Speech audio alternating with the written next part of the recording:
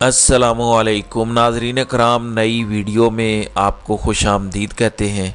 आज इमरान खान के ख़िलाफ़ फ़र्द जुर्म आयद होनी थी लेकिन वो आयद नहीं हो सकी और अब 23 अक्टूबर तक इमरान खान के साइफ़र केस की समाअत मुलतवी की गई है। दूसरी जानिब सारा खेल बेनकाब हो चुका है कि इस्टेब्लिशमेंट को कौन कंट्रोल कर रहा है। फ़ारूक हबीब की जो इतनी मेहनत से एक भौंडी सी प्रेस कॉन्फ्रेंस करवाई गई, उसने खेल मज़ीद बेनकाब किया है। अब तो गवाहियाँ आना शुरू हो गई हैं, तमाम का तमाम स्क्रिप्ट ही बेनकाब हो गया है। बहुत बड़ा झटका लगा है ताकतवरों को, जिन्होंने पूरी कौम को समझा हुआ था कि ये बेवकूफ़ है, इन्हें कुछ समझ नहीं आएगी। सारे का सारा खेल भी समझ आ गया है और सारे के सारे किरदार भी रंगे हाथों पकड़े गए हैं। इस हवाले से कुछ अहम तफसीलात हैं जो मैं इस वीडियो में आपके सामने रखूँगा। नाज़रीन कराम, आमिर फ़ारूक का किरदार कल आपके सामने आया। इससे पहले भी बारहा दफ़ा आ चुका है कि उन्होंने कहा कि जेल में समाअत जायज़ है। फिर कल इमरान खान की ज़मानत, इमरान खान के साइफ़र केस को डिस्चार्ज करने के हवाले से समाअत हुई, फ़ैसला महफूज करके रख लिया गया और आज खान पर फ़र्द जुर्म आयद होनी थी जो कि वकला की बेहतरीन हिकमत अमली से टल गई। इस पर मैं पिछली वीडियो में शेर हासिल बात कर चुका हूँ। इनकी कोशिश यही है कि किसी भी तरह से इमरान खान को मज़ीद सज़ा सुनाई जाए। मामला बड़ा सख्त है, सज़ा सुनाई नहीं जा सकती क्योंकि साबित करना होगा कि इमरान खान के साइफ़र का जो कंटेंट था उसकी वजह से किसी दुश्मन को फ़ायदा हुआ है, किसी को नहीं हुआ। किसी से कोई ढकी छुपी बात नहीं है कि पाकिस्तान कितना आज़ाद है, कितना ग़ुलाम है, लिहाजा साबित करना होगा। इस सिलसिले में FIA अपने 3 गवाह सामने ला रही है, लेकिन वो क्या बताएंगे, कौन सी सलामती कौंसल को नुकसान पहुंचा है या फिर दुश्मन मुल्क को फ़ायदा हुआ है। लेकिन ज़रा ये बताते हैं, कोशिश की जाएगी कि किसी तरह से इमरान खान को 2 साल की सज़ा कम से कम दी जाए। अब 2 साल की सज़ा पर आपको पता है फौरी तौर पर ज़मानत तो हो जाती है। बहरहाल ये सारा कुछ कौन कर रहा है, किसकी ख्वाहिश पर ये इतना स्पीडी ट्रायल हो रहा है। सारे जजेस मैनेज्ड हैं। कल कहा था लतीफ़ खोसा ने कि मैंने बड़ी कोशिश की, हो सकता है जजों को शर्म आ जाए, मैंने गैरत दिलाने की कोशिश की, लेकिन पता नहीं किसी को गैरत आती है या नहीं। अब सीनियर तरीन कानूनदान और दानिश्वर एतजाज़ एहसन ये दावा करते हैं कि जजेस मरीम नवाज़ की फरमाइश पर 21 अक्टूबर से पहले इमरान खान को उम्र कैद की सज़ा सुनाना चाहते हैं। यानी मरीम नवाज़ की ये फरमाइश है। ताकतवर इस वक्त मरीम नवाज़ के ताबे हैं। पता नहीं कौन सी वीडियो मरीम नवाज़ के पास हैं या पता नहीं कौन सा पत्ता मरीम नवाज़ के पास है जो ताकतवर इतने ताबे हैं। वो कहते हैं कि 21 अक्टूबर से पहले वो इमरान खान को उम्र कैद की सज़ा सुनाना चाहते हैं। इसी सूरत में बाऊजी वापस आएंगे, वरना बाऊजी डरे हुए हैं। जबकि एजाज सैयद ये दावा करते हैं कि नवाज शरीफ के वकला अगले 36 से 48 घंटों में इस्लामाबाद हाई कोर्ट में एवनफील्ड और अल अजीज़िया फैसलों के ख़िलाफ़ दरख्वास्तें दायर करने जा रहे हैं ताकि साबिक वज़ीर आज़म की वतन वापसी की राह में हायल रुकावटें दूर की जा सकें। नवाज शरीफ की 21 अक्टूबर की वापसी का ऐलान किया गया है, जबकि उस रोज़ तक ख़बरों के बाज़ार में तेज़ी रहेगी। मैंने कुछ ज़राए से कन्फर्म किया कि दरख्वास्त कहाँ दायर की जाएगी, तो ज़राए का कहना है कि क्योंकि आमिर फ़ारूक बदनामे ज़माना जज हैं, उनका ट्रैक रिकॉर्ड बिल्कुल ठीक नहीं है। जिस तरह के वो फैसले देते हैं जिसके बाद वो कंट्रोल में हैं। अब बच्चे बच्चे को पता चल चुका है, काजी फायज ईसा को पता चले ना चले, पूरी कौम को पता चल चुका है कि तमाशा क्या कर रहे हैं।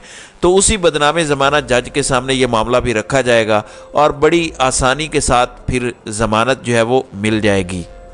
नाज़रीन इकराम, कल फ़ारूक हबीब से प्रेस कॉन्फ्रेंस करवाई गई और उस पर हमाद अज़हर ने एक दावा किया। वो दावा भी आपके सामने रखना है, लेकिन इससे पहले हमाद अज़हर कहते हैं कि नवाज़ शरीफ को पंजाब का मैदान इस बर्बरियत से खाली करा के देने से बेहतर है कि अनवारुल हक से इस्तीफ़ा लिया जाए और नवाज़ शरीफ को वज़ीर आज़म नामज़द कर दें।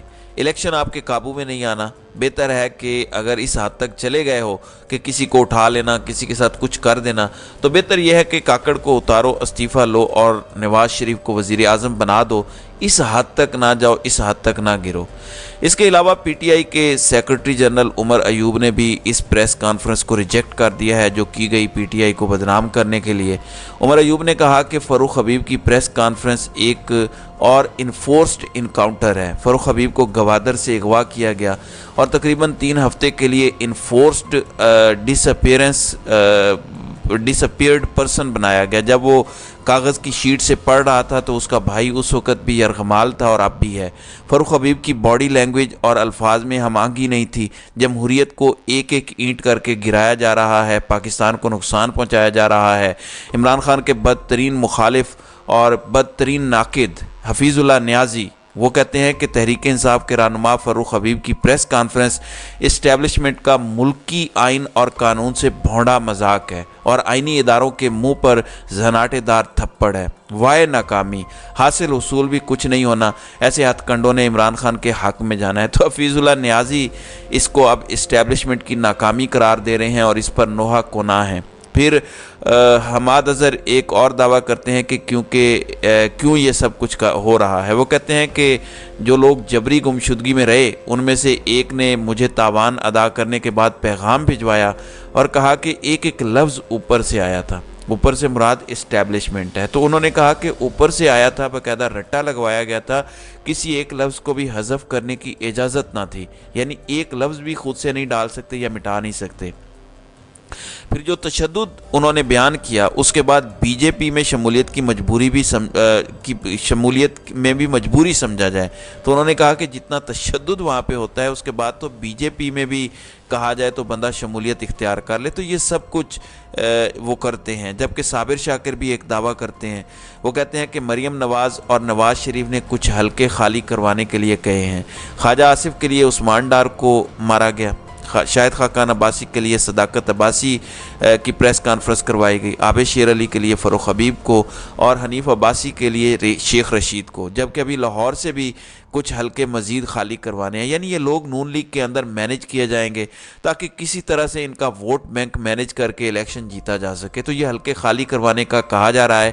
یہ دعویٰ صابر شاکر کا ہے۔ صابر شاکر نے پہلے دعویٰ شیخ رشید کے حوالے سے بھی کیا تھا، لیکن ابھی بھی خبریں ہیں کہ اس کے بعد شیخ رشید کا انٹرویو یا پریس کانفرنس بھی عمران خان کے حوالے سے سامنے آ سکتی ہے۔ ناظرین کرام، ایک اور چیز سامنے آئی، لوگ سوال اٹھا رہے ہیں کہ کیسے پیمرا کی پابندی، کیسے ساری پابندیاں ہٹ گئیں، کیسے فاروق حبیب یہ کہہ سکتا ہے کہ آپ کے پاس دو ہی رستے ہیں، ایک آدم کا رستہ، دوسرا شیطان کا رستہ، میں نے آدم کا رستہ اختیار کیا، یعنی جو بہتر رستہ ہے، جبکہ عمران خان کا رستہ شیطان کا رستہ ہے۔ جبکہ ایک اور گواہی سامنے آئی ہے، مشال یوسف زئی وکیل ہیں، پی ٹی آئی کی لیگل ٹیم میں سے ہیں، عمران خان کے ساتھ اکثر ملاقات کرنے بھی جاتی ہیں۔ مشال یہ دعویٰ کرتی ہیں کہ جب میں عمران خان سے ملنے اٹک جیل جا رہی تھی تو فاروق حبیب نے مجھے پیغام دیا کہ خان کو میرا سلام دیجیے گا کہ میں آپ کے ساتھ ڈٹ کر کھڑا ہوں اور آپ کے نظریے پر دن رات کام کر رہا ہوں۔